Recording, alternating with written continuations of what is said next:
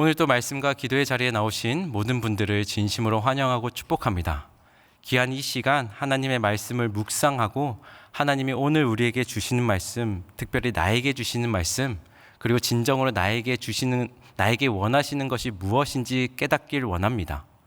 무엇보다 하나님의 세밀한 도우심과 이끄심을 기대하며 또 확신하며 오늘 하루를 시작하는 저와 여러분들이 되길 간절히 소망합니다. 열왕기상 5장은 성전 건축을 위한 준비 과정에 해당하는 말씀입니다. 아버지 다윗 왕 때부터 그토록 열망하고 또 염원했던 성전을 아들 솔로몬 왕이 세우기 시작하는 참 중요한 순간입니다. 참 기나긴 세월이 지났고 이제서야 그 성전을 건축하기 위한 최적의 타이밍이 되었습니다.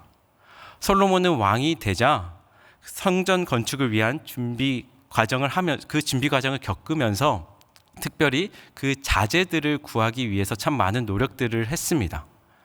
특별히 가장 필수 자재인 백향목을 얻기 위하여서 아버지 다윗 왕 때부터 굉장히 우호적으로 또한 긴밀하고 친밀하게 관계를 유지했던 두로왕 히람에게 가서 그 거래를 했습니다.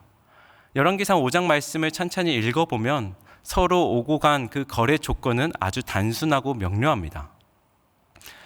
그 거래 내용을 보면 그 둘 사이에 오고 간 거래를 살펴보면 솔로몬은 히람에게 백향목을 달라, 그리고 히람은 솔로몬에게 곡식을 달라, 서로에게 필요한 그 니즈가 딱 맞아 떨어지면서 그 거래는 원만하게 성사되었습니다. 저는 오늘 말씀을 통하여서 이 성전을 준비하는 과정 속에서 솔로몬의 속마음이 어떠했는지를 살펴보려고 합니다. 오늘 본문 5절 말씀입니다. 5절 말씀을 함께 읽도록 하겠습니다. 여호와께서 내 아버지 다윗에게 하신 말씀에 내가 너를 이어 내 자리에 오르게 할 내 아들 그가 내 이름을 위하여 성전을 건축하리라 하신 대로 내가 내 하나님 여호와의 이름을 위하여 성전을 건축하려 하오니. 솔로몬은 과거에 여호와께서 아버지에게 이렇게 말씀하셨다라고 말을 합니다. 나중에 너의 아들이 나를 위하여, 여기서 나는 하나님을 의미합니다. 나중에 너의 아들이 나를 위하여 성전을 건축할 것이다. 이어서 솔로몬이 말을 합니다. 내가 이제 하나님 여호와를 위하여 성전을 건축하려고 한다. 여러분 어떻게 느껴지시나요? 뭔가 솔로몬의 말을 보면 정말 뭔가 위대한 일처럼 또 그 사역처럼 보이고 믿음의 순종이고 성전을 건축함에 있어서 모든 믿음의 명분이 충족되어지는 것처럼 보입니다. 대를 잇는 이 수급을 하루라도 빨리 이루어야 할 것처럼 보이는 말씀입니다. 그런데 6절 말씀을 보면 솔로몬이 속마음을 내비치는 표현이 등장을 합니다. 6절 말씀을 한번 띄워주세요. 6절 말씀을 보면 솔로몬이 앞서 표현한 여호와를 위하여가 아니라 나를 위하여라고 말을 합니다. 이 앞부분에 보면 나를 위하여, 참 얼핏 보면 별것 아닌 것 같고 그냥 읽고 지나쳐도 될 것처럼 보이지만 그렇지 않습니다. 이 성전 건축에 있어서 솔로몬이 어떠한 속마음을 갖고 있는지 알 수 있는, 미루어 짐작할 수 있는 아주 작지만 중요한 단서입니다. 여러분 한 가지 질문을 하겠습니다. 정말 하나님께서 성전 건축을 원하셨을까요? 다윗이나 솔로몬에게 하나님께서 성전을 건축하라고 먼저 나타나셔서 명령을 하셨을까요? 지난 과거 다윗 시절에 모든 원수들 또 모든 적들이 사라지고 평화로웠던 시기가 있었습니다. 어느 날 다윗이 기도를 하다가 나름대로 좋은 생각, 꽤 괜찮은 묵상을 했습니다. 그 내용이 사무엘하 7장 2절에 나오는데요. 2절을 제가 읽겠습니다. 왕이 선지자 나단에게 이르되 볼지어다 나는 백향목 궁에 살거늘 하나님의 궤는 휘장 가운데 있도다. 다윗은 지금 아주 호화롭고 또 아주 웅장한 백향목 궁에 살고 있는데 하나님은 너무나도 오래된 휘장 가운데 계신 것처럼 지난 그 광야 시절 때부터 쾌쾌묵은 성막 안에 계신 것처럼 느껴졌습니다. 그래서 자신이 지내고 있는 곳과 자신이 살고 있는 곳과 하나님이 계신 곳과 너무나도 극명하게 대조가 되는 겁니다. 그래서 다윗이 이러한 현실 가운데에서 고백을 했습니다. 하나님, 이건 아닙니다. 제가 하나님을 위하여서 하나님이 거하실 곳, 그 거하실 성전을 짓겠습니다 라고 고백을 했습니다. 이 고백을 듣고 난 하나님께서는 곧바로 반응을 나타내시는데 사무엘하 7장 5절입니다. 7장 5절을 함께 읽도록 하겠습니다. 가서 내 종 다윗에게 말하기를 여호와께서 이와 같이 말씀하시되 내가 나를 위하여 내가 살 집을 건축하겠느냐. 지금 뭐라고 말씀을 하시냐면 너가 나를 위하여서 내가 살 집을 짓겠다는 말이냐? 말도 안 되는 소리를 하지 말라라고 하면서 거절을 하시는 겁니다. 분명 다윗은 괜찮은 생각을 했고 꽤나 신앙적인 고백을 했으나 하나님의 반응은 분명했습니다. 하나님의 반응은 거절이었습니다. 여러분, 사실 하나님은 성전을 원하지 않으셨습니다. 이 성전 건축을 하라고 또 만들라고 명령하지도 않으셨습니다. 이 성전 건축은 인간적인 의욕이었습니다. 성전 건축은 하나님께서 명령하신 것이 아니라 하나님께서 그저 허용하신 것뿐입니다. 하나님의 명령과 하나님의 허용은 큰 차이가 있습니다. 이 성전 건축과 비슷한 맥락이 또 한 가지가 있는데 그것은 바로 왕제도입니다. 이스라엘의 왕제도. 여러분, 하나님께서 이스라엘 왕제도를 원하셨습니까? 원하셨나요? 원하지 않으셨습니다. 이스라엘 백성들이 하도 왕을 달라고 비니까 애걸복걸 하니까 하나님께서 그저 허용해 주신 것뿐입니다. 그렇다면 왜 솔로몬은 성전 건축을 하려고 했을까요? 이 성전 건축 속에 담긴 솔로몬의 솔직한 속마음은 무엇이었을까요? 여러분, 그 성전 건축에 있어서 솔로몬의 속마음은 무엇이었냐면 인간적인 의가 자리 잡고 있었습니다. 여기서 말하는 인간적인 그 솔로몬의 자신의 의가 무엇이냐면 내가 하나님을 위하여 이만큼 노력했다, 이 정도로 했다, 이만큼 애썼다라는 의미가 아닙니다. 여기서 말하는 인간적인 의라는 것은 겉으로는 하나님을 위한다고 하지만 겉으로 보기에는 하나님을 위한 일이라고 하지만 그 속엔 결과적으로 인간적인 생각과 인간적인 마음과 욕심이 개입되어 있고 더해져 있는 겁니다. 예를 들어서 이런 겁니다. 하나님을 위한다고 하지만 그 속을 자세히 들여다보면 인간적인 욕망이 있습니다. 하나님을 위한 사역이라고는 하지만 그 안에는 인간적인 계산과 판단이 있습니다. 하나님을 위한다고 여러 가지 일들을 하고 여러 가지를 한다고 하지만 그 안에는 수많은 인간적인 요소가 더해져 있고 얹혀 있고 개입되어 있는 겁니다. 성전 건축, 겉으로 보기에는 아주 위대한 사역처럼 보입니다. 아버지 다윗 왕 때부터 반드시 해야만 하는 믿음의 과업처럼 보입니다. 하지만 하나님은 그것을 원하지 않으셨습니다. 그리고 그렇게 명령하지도 않으셨습니다. 이처럼 성전 건축에는 솔로몬의 인간적인 의가 내포되어 있었습니다. 이 성전과 대조되는 것이 성막입니다. 성막 아마 잘 아실 텐데 출애굽을 하고 하나님은 이스라엘 백성들에게 성막을 만들라고 직접 명령을 하셨습니다. 성막을 만들기 위해서 그와 관련된 아주 구체적인 청사진을 주셨습니다. 출애굽기를 읽어보면 하나님의 명령은 아주 디테일하게 나옵니다. 성막의 크기는 이렇게 해라. 성막의 사이즈는 이렇게 해라. 또한 성막의 재료와 자재는 이걸로 해라.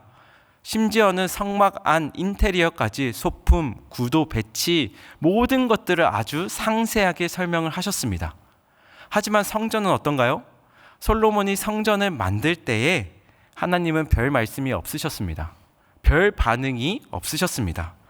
성막을 지을 때는 의욕적으로 하나님께서 이렇게 해라 저렇게 해라 라고 명령을 하셨지만 이와 너무나도 대조적으로 열왕기상을 읽어보면 하나님은 별다른 말씀이 없었고 그저 어떤 표현이 반복이 되냐면 솔로몬이 여호와를 위하여 건축한 성전은 이러하니라 라고 말을 합니다.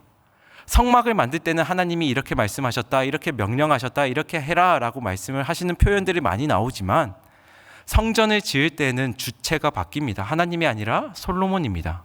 솔로몬이. 이렇게 성막이 만들어지는 것과 성전이 만들어지는 것은 극명한 차이가 존재했습니다. 그리고 역대하 5장 1절 말씀을 보겠습니다. 역대하 5장 1절입니다. 함께 읽도록 하겠습니다. 솔로몬이 여호와의 전을 위하여 만드는 모든 일을 마친지라. 이에 솔로몬이 그의 아버지 다윗이 드린 은과 금과 모든 기구를 가져다가 하나님의 전 곳간에 두었더니.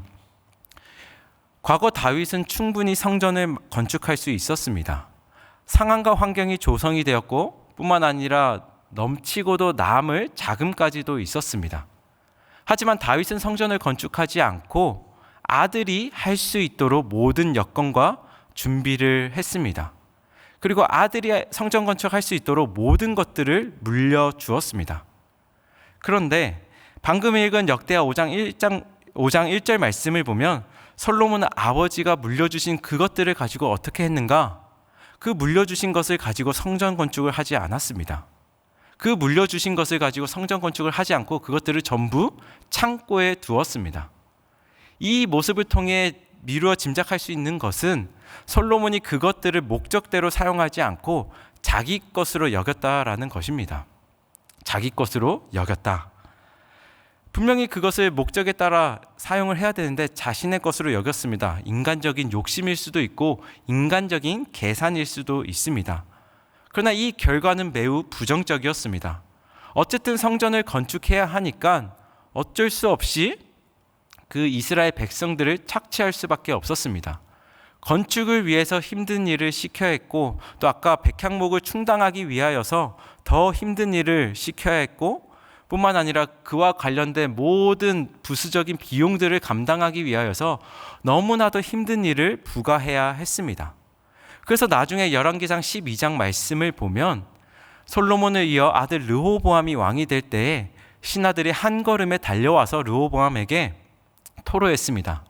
당신의 아버지가 너무나도 힘든 일을 우리에게 부과했습니다. 너무나도 힘든 일과 멍에들을 우리에게 지었습니다. 라고 하면서 참 많은 토로를 하는 모습을 볼 수가 있습니다. 분명히 하나님을 위한 일이라고 하지만 또한 위대한 사역을 하는 것처럼 보이지만 거기서부터 파생되는 결과를 보면 과연 하나님께서 정말 이 일을 원하셨을까? 이 일을 명령하셨을까라는 의문을 품게 만듭니다.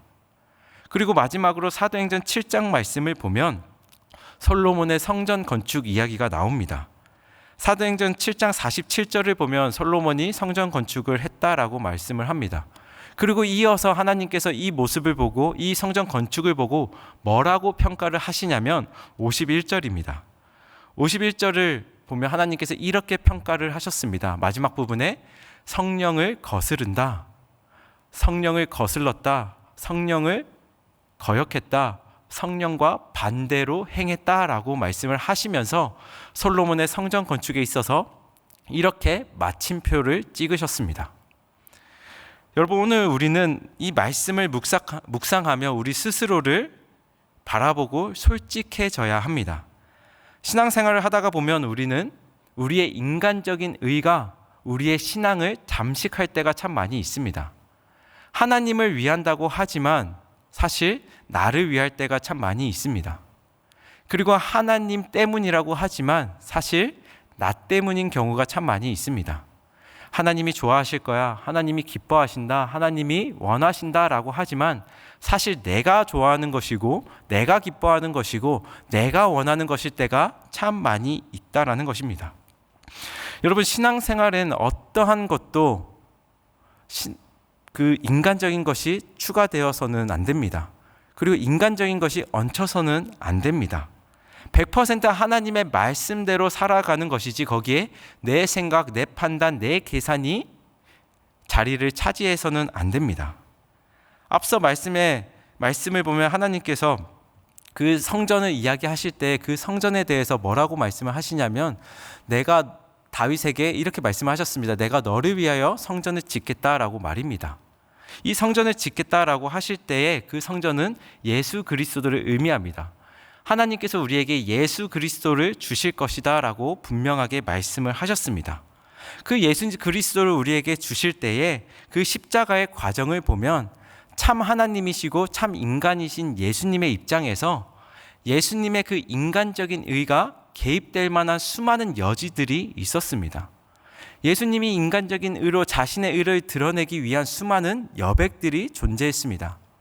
십자가를 지시기 전 그 참혹한 핍박과 환난 가운데에서, 그리고 십자가를 지기 위한 그 여정 가운데에서, 뿐만 아니라 마지막 그 십자가를 지시고 죽는 그 순간까지 예수님은 자신의 의를 드러내실 수 있었습니다. 충분히 그러실만 했습니다. 하지만 예수님은 어떻게 하셨습니까? 그 가장 위대하신 하나님의 일을 할 때에 자신의 의를 결탄코 드러내시지 않으셨습니다. 그 가장 위대한 하나님의 일을 하시면서 100% 하나님 말씀에 순종하며 온전히 하나님의 말씀대로 그 일을 감당하셨습니다. 이 모습이 우리의 신앙의 모습이 되어야 할 줄 믿습니다. 우리는 교회에서, 그리고 각 부서, 각 진, 각 팀에서 하나님의 귀한 일들을 하고 있습니다. 그리고 하나님을 위한 귀한 그 사역들을 감당하고 있습니다. 이 일을 할 때에, 하나님의 일을 하고 사역을 할 때에 우리 스스로는 항상 솔직해져야 합니다. 하나님의 일을 할 때 혹 인간적인 생각과 마음과 욕심이 더해지고 있진 않은지, 하나님을 위한 사역을 할 때 인간적인 계산과 판단, 그런 것들이 개입되고 있진 않은지를 항상 스스로를 솔직하게 돌아봐야 한다라는 것입니다. 사실 하나님의 일을 하다가 보면 남들이 모르고 겉으로는 티가 나지 않지만 스스로는 잘 압니다. 솔직하게 자신을 돌아보면 잘 압니다. 나의 의가 지금 더해지고 있진 않은지, 하나님의 일을 하면서 나의 인간적인 수많은 요소들이 개입되고 있지 않은지를 말입니다. 하나님의 일과 사역을 할 때 우리 스스로 솔직해지는 저와 여러분들이 되길 간절히 소망합니다. 또한 우리는 하나님의 말씀 앞에 솔직해져야 합니다. 하나님 말씀 앞에서 솔직하게 반응을 해야 합니다. 단순히 내 생각, 내 마음, 내 판단으로 하는 것이 아니라 그러한 모든 것들을 내려놓고 하나님이 진정으로 나에게 하시는 말씀이 무엇인지, 그리고 나에게 진정으로 원하는 것이 무엇인지 계속해서 알아가며 온전히 하나님의 말씀대로 주의 일을 기꺼이 감당하는 우리 모두가 되길 간절히 소망합니다. 오늘 하루도 우리 자신에게 솔직해지고 또한 하나님 말씀 앞에 솔직해져서 진정한 하나님의 기쁨으로 오늘 하루를 살아가는 우리 모두가 되길 간절히 소망합니다. 이 시간 함께 기도하도록 하겠습니다. 오늘 말씀을 기억하시며 결단의 기도 제목과 교회의 사역과 가정과 생업터를 위하여서 마지막으로 각자의 기도 제목을 가지고 자유롭게 기도하도록 하겠습니다.